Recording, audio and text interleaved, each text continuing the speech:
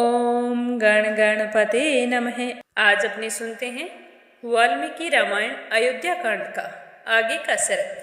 तो प्रेम भाव से कहिए, गणेश जी महाराज की जय हो, सियावर रामचंद्र भगवान की जय हो, हनुमान जी बाबा की जय हो, श्री राम दरबार की जय हो।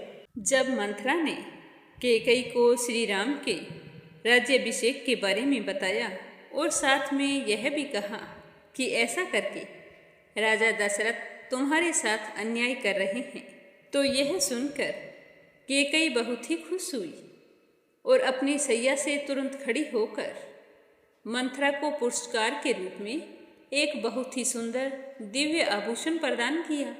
मंथरा को आभूषण देते समय हर्ष से भरी हुई रमणी शिरोमणि कैकेयी ने मंथरा से कहा कि हे मंथरी, तूने ये मुझ पर उपकार किया है, जो इतना बड़ा ही प्रिय समाचार मुझे सुनाया है। तूने मेरे लिए जो किया है, इसके लिए मैं तेरा और कौन सा उपकार करूं? मेरी कुछ भी समझ में नहीं आ रहा है। आज जो तुम मांगो मांग सकती हो, मैं तुम्हें देने के लिए तैयार नहीं हूं।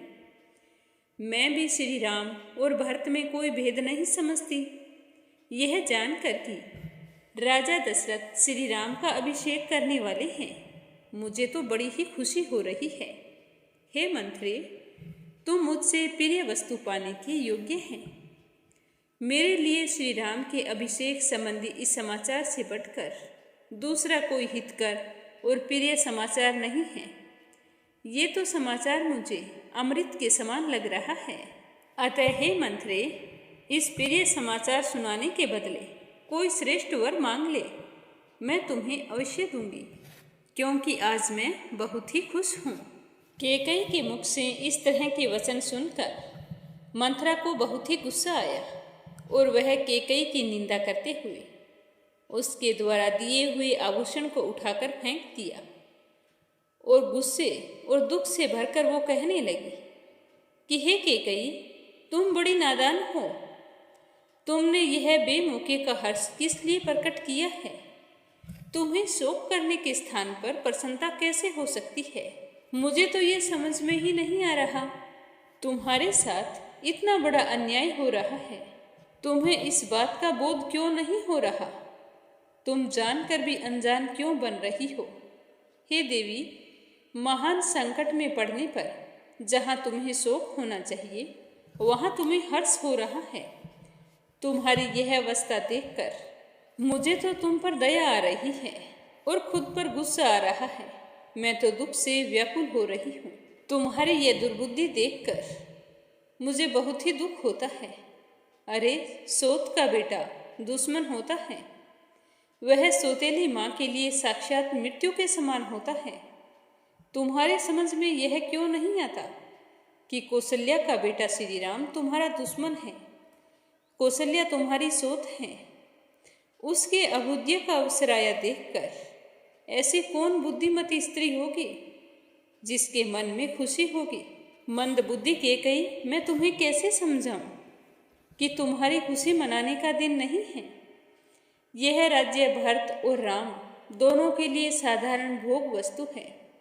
इस पर दोनों का समान अधिकार है। इसीलिए श्री राम को भरत से ही भय है। यही सोचकर मैं विषाद में डूब रही हूँ, क्योंकि भयभीत से ही भय प्राप्त होता है। आज जिसे भय है, वही राज्य प्राप्त कर लेने पर जब सबल हो जाएगा, तो जिस भरत से उन्हें भय है, उसी भरत को वो यहाँ से दूर फेंक देंगे। फिर तुम क्या कर लोगे? कैकेयी, आज अवसर है कि तुम सब कुछ कर सकती हो। जिस तरह लक्ष्मण संपूर्ण हृदय से राम के अनुगत हैं, उसी तरह शत्रुघ्न भी भरत का अनुसरण करने वाले हैं। हे कैकेयी, उत्पत्ति के क्रम से श्री राम के बाद भरत का ही पहले राज्य पर अधिकार हो सकता है। इसीलिए उन्हें भरत से भय है और उन्होंने भरत और शत्रुघ्न को ननिहाल भेज दिया है और पीछे से श्री राम का राज्याभिषेक कर रहे हैं। मेरा मन कांप रहा है। लक्ष्मण और शत्रुघ्न तो छोटे हैं, अतः उन्हें तो राज्य प्राप्ति की संभावना भी नहीं है। श्री राम समस्त शास्त्रों के ज्ञाता है, राजनीति के पंडित हैं तथा समय के अनुसार कर्तव्य का पालन करने वाले हैं।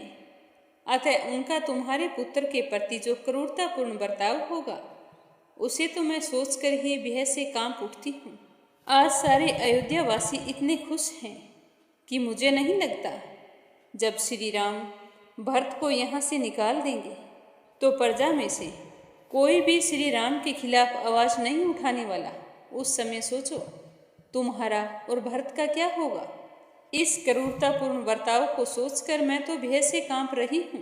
मुझे लगता है कि तुम्हें समझाने का कोई फायदा नहीं है, क्योंकि सच में कौशल्या ही सौभाग्यवती है जिसके पुत्र का कल पुष्य नक्षत्र के योग में श्रेष्ठ ब्राह्मणों के द्वारा युवराज के महान पद पर अभिषेक होने जा रहा है। वे भूमंडल का निष्कंटक राज्य पाकर प्रसन्न होंगी, क्योंकि वे राजा के विश्वास पात्र हैं, और तुम दासी की भांति हाथ जोड़कर उनकी सेवा में उपस्थित हो जाओगी।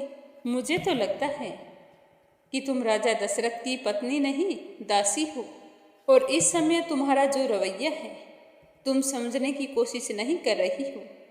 उसी के अनुसार मुझे तो ये लगता है कि हम लोगों के साथ तुम भी कौशल्या की दासी बनोगी, और तुम्हारे पुत्र भरत को श्री राम की गुलामी करनी पड़ेगी। तुम श्री राम के खिलाफ कुछ नहीं बोल पाओगी और ना ही तुम्हारा पुत्र बोल पाएगा, क्योंकि श्री राम के साथ राजा दशरथ और अयोध्या के सारे नगरवासी हैं। श्री राम के राजा बनते ही अंतःपुर की परम सुंदर स्त्रियां सीता देवी और उनकी सखियां बहुत प्रसन्न होंगी और खुश होकर विचरेंगी।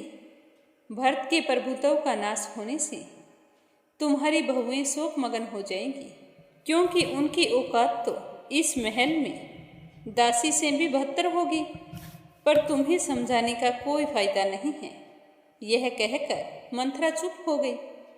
तो मंथरा को इतनी अप्रसन्न देखकर और बहकी बहकी बातें करती हुई देखकर देवी कैकेयी ने श्री राम के गुणों की प्रशंसा करते हुए कहा कि हे मंथरा, श्री राम धर्म के ज्ञाता, गुणवान, जितेंद्रिय, कृतज्ञ, सत्यवादी और पवित्र होने के साथ ही महाराज दशरथ के बड़े पुत्र हैं।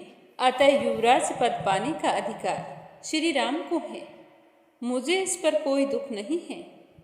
मैं श्री राम को अपना बड़ा पुत्र मानती हूँ।